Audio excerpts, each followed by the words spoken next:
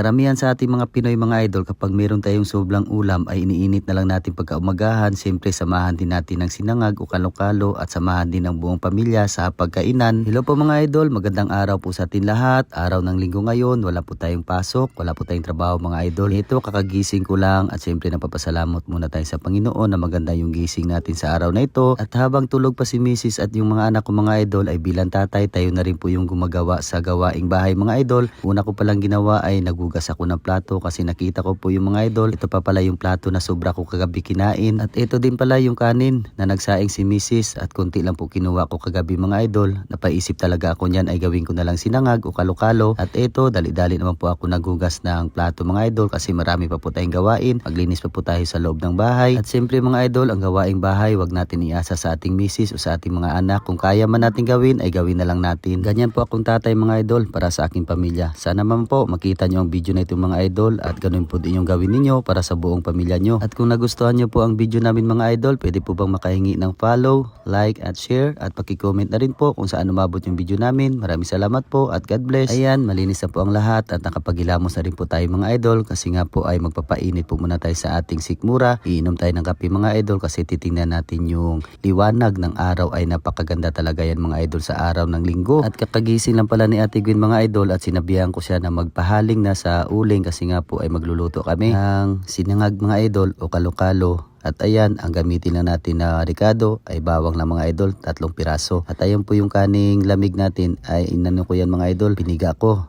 at dinurog ko para madali lang maluto. At maraming salamat pala sa lahat ng OFW na lagi nakasuporta sa amin. Ayan, ang sabi ko kay Ate Gwen, magsaing ka rin ng 2 baso para tanghalian na namin yan mga idol na kanin. Sa totoo lang mga idol, ang mga anak ko ay tinuturuan ko talaga sila kung ano po yung gawain sa loob ng bahay. At sana ganun din po yung mga anak ninyo. At siyempre, pasasalamatan ko rin po yung mga solid followers ko, baguang followers. At shoutout ko na rin po mga idol kay Loren Puentes, classmate ng anak ko, shoutout. At kay Jan Rapi, shoutout. At ngayon, pasasayahin ko kayo mga idol, hawak mo ang beat, hawak mo ang beat.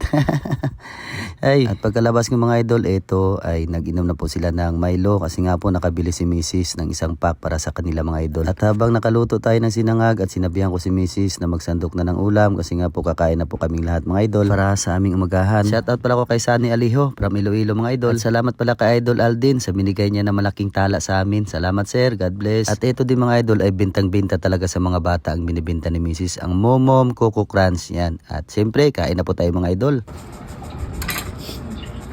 Lord, salamat sa pagkaon, sa grasya sa gihatag. Amen. Amen. Yan, kain po tayong lahat mga idol. Sarap na ulam, may paksyo. Yan. At kung nakita nyo dyan sa video mga idol na wala po si Ate Kika, hindi namin kasama, ay doon pala siya natulog kagabi sa tiyahin namin. Mamayang hapon mga idol, araw na linggo ay babalik po yun. At shoutout na rin ako kay Idol Dodong, isang magigiting na Marines. At shoutout na rin ako sa mga tropa mo sir. Salot, ingat po at God bless. At kay Linar Opada from Quezon, shoutout po. At hanggang dito na lang po mga idol yung video namin. Maraming salamat sa panunood at suporta. Ingat po tayo at God bless sa ating lahat.